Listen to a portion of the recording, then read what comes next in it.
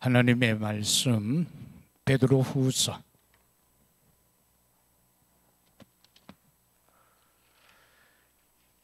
1장 1절에서 11절까지 말씀. 384 베드로후서 1장 1절에서 11절 한 절씩 교독하도록 하겠습니다. 예수 그리스도의 종이며 사도인 시몬 베드로는 우리 하나님과 구주 예수 그리스도의 의를 힘입어 동일하게 보배로운 믿음을 우리와 함께 받은 자들에게 편지하노니,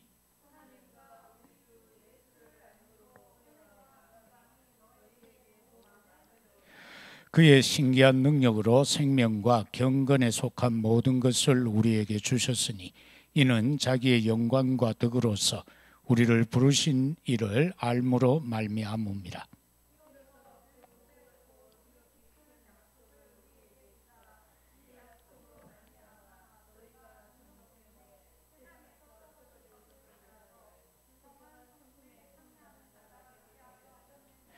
그러므로 너희가 더욱 힘써 너희 믿음의 덕의 지식을, 경건의 형제 우애를, 형제 우애의 사랑을 더하라.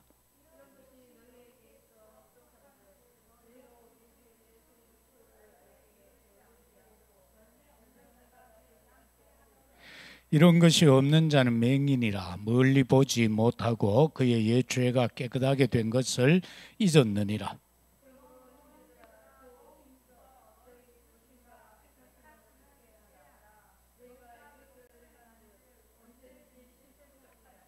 함께 이같이 하면 우리 주 곧 구주 예수 그리스도의 영원한 나라에 들어감을 넉넉히 너희에게 주시리라. 아멘. 오늘 말씀은 부르심과 선택받은 자.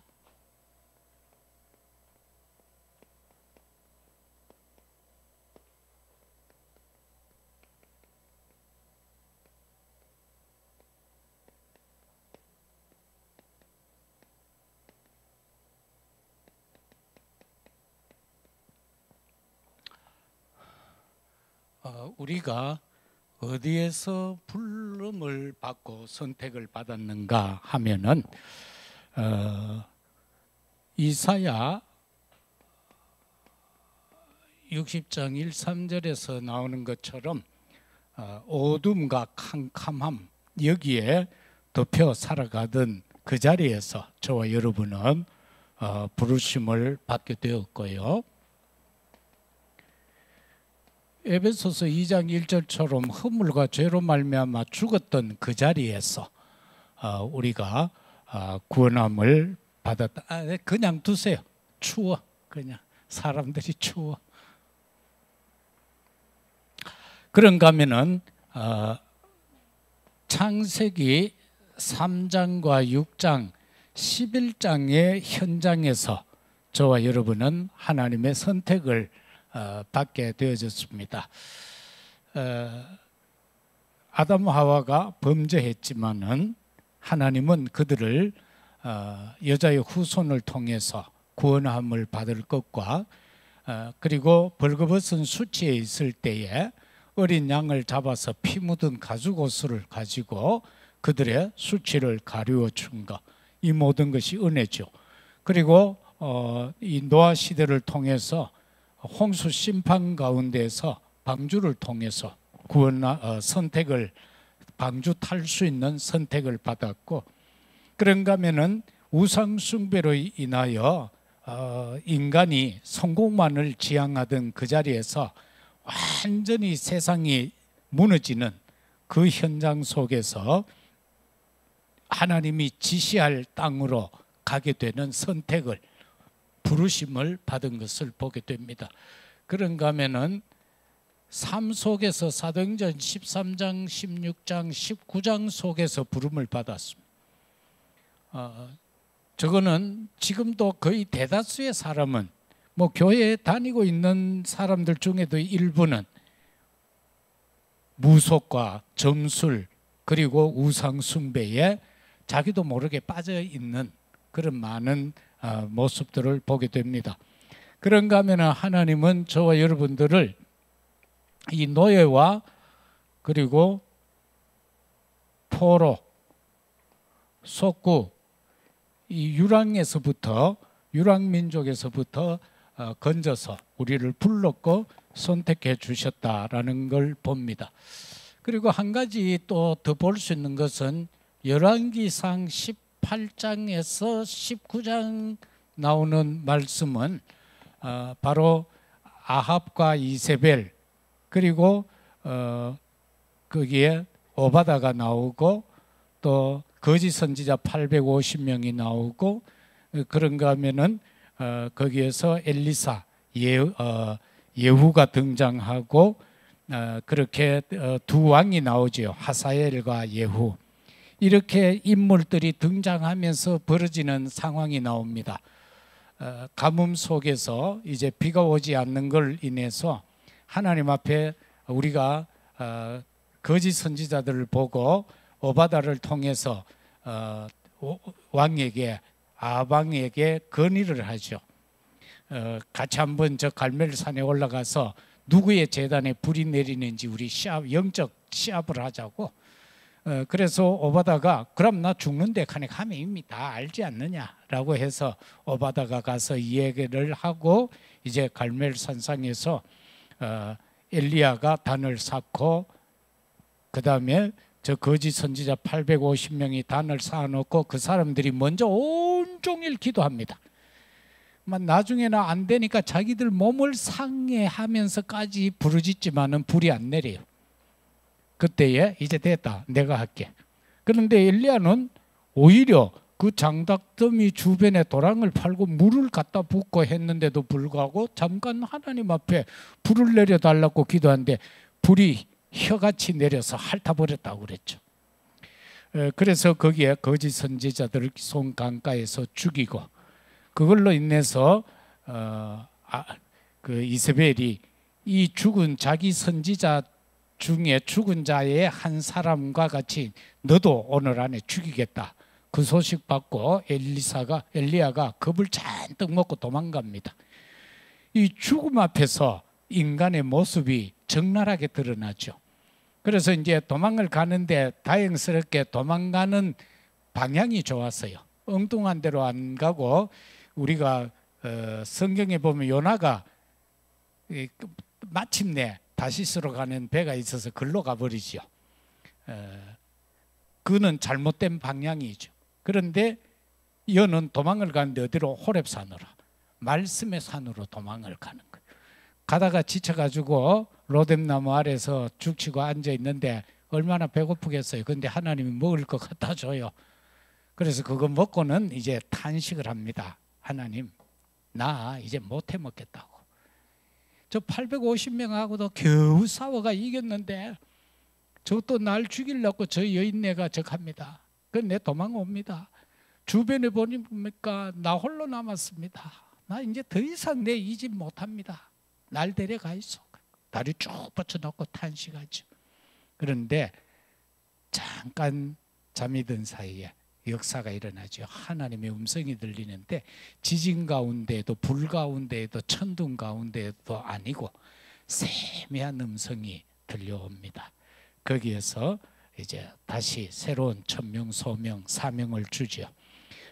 그래서 너 혼자 아니니까 가서 하사엘을 통하여 아람 왕으로 세우고 예후를 이스라엘 왕으로 세우라. 아람하고 이스라엘은 완전히 적대국인데 하나님은 두 왕을 세우라는 거예요.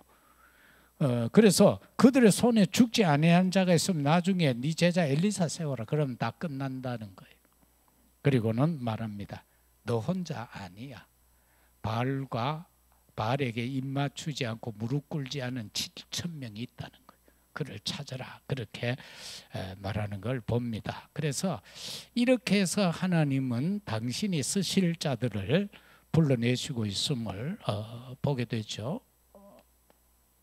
본론에 들어가서 첫째는 부르심과 택하심으로 굳게 하라. 내가 부름받았다는 걸 굳게 마음먹어야 돼.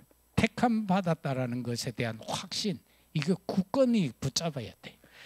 그렇게 되면은 오늘 읽은 말씀 10절에 들어가서 보면은 그러므로 형제들아 더욱 힘써 너희 부르심과 택하심을 굳게 하라. 너희가 이것을 행한 즉 언제든지 실족하지 않는다. 그렇게 말씀하고 있는 걸 봅니다. 그래서 이 말씀 전체를 통하여서 보면은요, 하나님께서 그들로 하여금 놀라운 은혜를 베푸신다는 전체적인 내용 2절을 보면 그렇게 나와 있죠. 하나님과 우리 주 예수를 알므로 은혜와 평강이 너희에게 더욱 넘친다.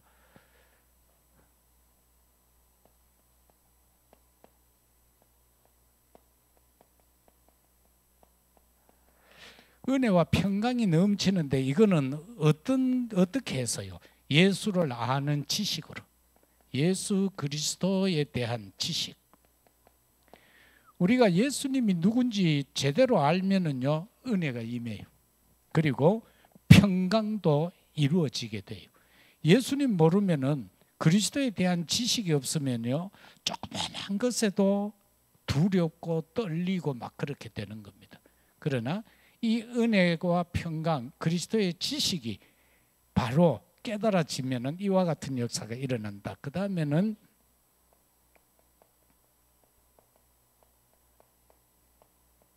이 신기한 능력, 3절에 그의 신기한 능력으로 생명과 경건에 속한 모든 것을 우리에게 주셨다. 이는 자기의 영광과 덕으로서 우리를 부르신 이를 알므로 말미암아. 생명과 경건.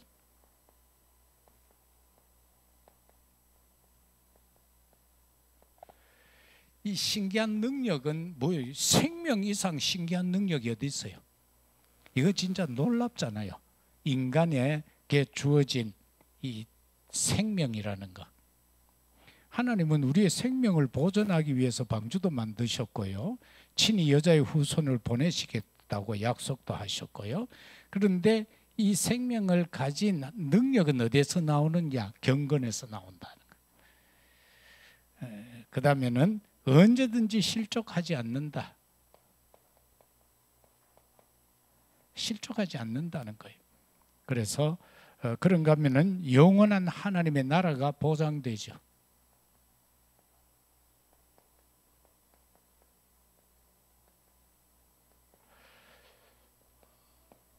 둘째는 예수 그리스도를 아는 지식으로는 성장의 열매가 있습니다. 예수 그리스도를 알 때 오는 성장의 열매가 있어요. 이거는 5절에서 8절까지인데 거기에 보니까 이렇게 말하고 있어요. 믿음의 덕. 우리가 믿음을 가지면은 그 믿는 자의 모습이, 믿는다라고 해놓고는 막 개차반으로 살면 안 되잖아요. 그 믿음에는 뭐가 삶 속에 나타나느냐? 덕으로 나타난다는 거예요. 그리고 이 덕만 가지고는 안 돼요. 사람이 막 이래도 좋고 저래도 좋고 거기서 끝나면 안 되는 거예요. 뭐가 있어야 돼요? 지식이 있어야 돼요. 그래야 완성이 되어져 가는 거예요. 뭘 알아야 된다, 그 말입니다. 그냥 법 없이 살면 되는 게 아니고 뭘 알아야 제대로 산다는 거죠. 그 다음에는 보면은 이 지식만 있어가는 또 안 되는 거예요. 지식에 뭐를요? 지식을 가졌다면은 할 건 하고 안 할 건 안 하고 하는 절제가 필요하다는 거예요. 근데 인간이 계속 절제만 하면 되느냐? 인내가 있어야 된다는 거예요. 무조건 참으라 하면 됩니까? 그게 아니죠. 그런데 또 더 나아가서 인내만 하면 되느냐? 그것도 아니에요. 우리가 인내하는 데에는 경건이 따라와야 돼. 그러면은 경건이만 끝이냐? 사람이 경건하기만 하고 예를 들어 형제간에 우애도 없이 뭐 해야 되겠어요? 그죠? 나는 예수 믿기 때문에 절대 그런 거 안 해 하고 손절 딱 하고 살면 안 돼요. 그래 여기에 우애가 있어야 되는 거예요. 그리고 저것에서 또 더 한 단계 나아가는 열매는 뭐냐? 형제 우애.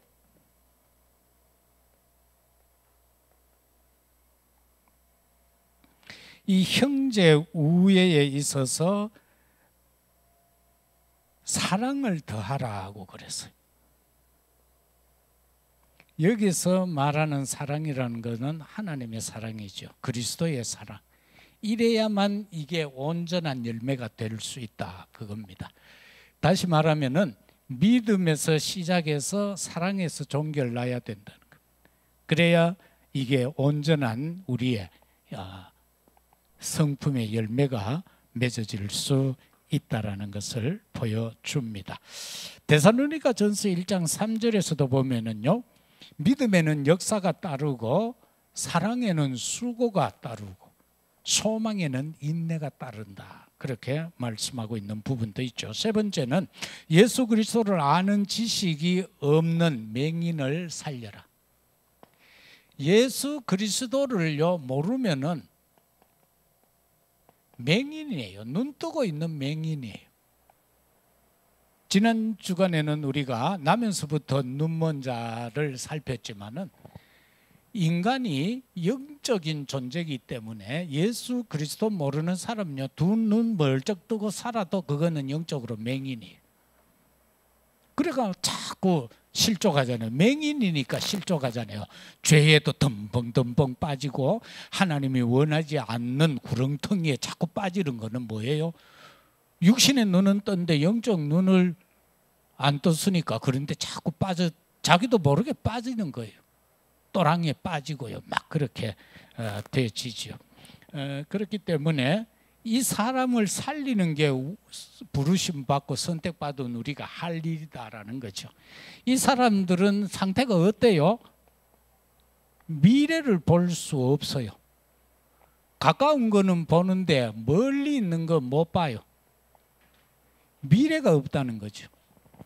영적으로 눈이 멀어버리니까 미래가 없어요. 그저 이 땅에서 잘 먹고 잘 사고 건강하게 행복하게 좋은 집에서 살면 됐지 이 수준이에요. 그저 오복 아들 딸 잘 먹고 잘 살고 건강하고 시집장가 잘 가고 그러면 됐지 그거예요. 뭐를 못 봐요? 인간의 죽음 이후의 걸 못 보는 거예요. 영생에 대한 비밀을 모른다라는 거예요. 그리고 우리가 예수 그리스도에 대해서 모르면은요, 이 죄에 대한 거, 이걸 씻을 수 있다 없다 여기에 대한 지식이 없는 거예요. 그래서 세상 사람들은요, 이거 죄를 물 마시듯이 짓잖아요. 떡 먹듯이 짓는 거예요. 죄인 줄도 모르고 지어요. 그러나 우리는 그리스도를 모시고 사는 사람들은 죄에 대한 분명한 기준이 있잖아요. 그래서 이 죄가 깨끗해진다는 걸 모르고요. 그 다음에는 구원과 사죄의 은혜를 모르는 거예요.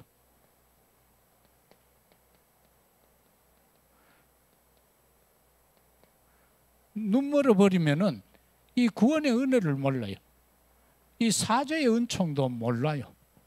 그렇기 때문에 이 사실을 우리가 보고 저러한 자들에게 복음을 전해서 영적 눈을 뜨게 해줘야 된다. 영적 눈을.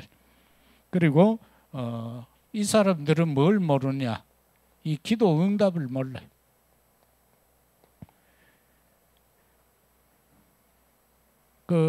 교회 막 다니면서도 이 기도 응답에 걸림돌이 되는 사람들이 참 많거든요. 나는 기도해도 안 돼. 그리고 그거는 뭡니까? 구하지 말아야 될 것을 구하면 하나님 안 주죠. 그 하나님이 원하는 것을 구해야 된다. 그 다음에는 이 예수 그리스도를 모르면은 맹인과 같은데 어떤 상태입니까? 하나님이 예수 성삼위께서 나를 인도하신다. 그리고 성삼위께서 나로 하여금 승리케 하신다. 이거 몰라요. 그래서 우리가 복음 가진 자들은 성삼위 하나님이 항상 내 안에 나와 함께 임마누엘이죠. 그러면서 결과적으로는 로마서 16장 17절 20절에 나오는 것처럼 사단을 너희 발 아래 무릎 꿇게 하리라 라고 한 거 승리해요. 그럼 로마서에 들어가서 장 속에서 들어가면 31절에서 저 39절까지 나온 데 보면 우리는요, 사단이 어떻게 역사해도 우리는 안 넘어져요. 그래서 그리스도의 사랑의 줄에서 우리를 끊을 자가 없어요. 그래서 이러한 축복, 그리고 예수님이 분명히 말씀하셨잖아요. 내가 세상을 이겼노라. 밤되라. 너희도 세상 이긴다는 것 아니에요. 예수님이 이미 다 이겨놓으셨어요. 사망 것에 깨뜨려 놨죠. 사단불이 박살내 놨죠. 그래서 그 확신을 갖고 우리가 나아가면 될 줄로 믿습니다. 결론적으로 부르신 자에게 관심의 대상이 되라. 저와 여러분은 부르심 받았죠. 누구에게?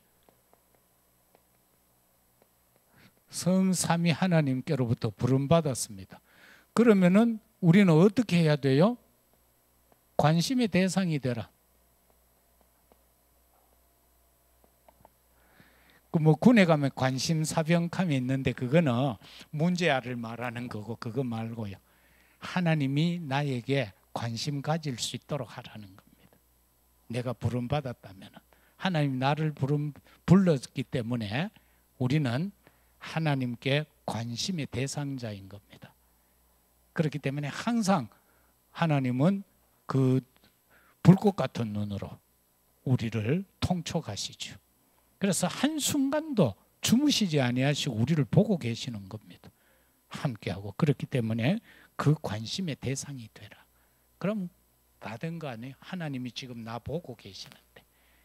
그러면 우리의 삶도 조금 나아지겠죠. 내가 막 엉뚱한 거 하려고 해도 하나님 나 보잖아. 어떤 분이 그런 이야기를 하더라고요. 자기가 옛날에 예수님 만나기 전보다 지금은 인간이 됐다 하면 용이 됐다. 내 옛날엔 시커멓고 막 죽을 그런 얼굴이었는데 지금 그래도 빛이 납니다 하면서.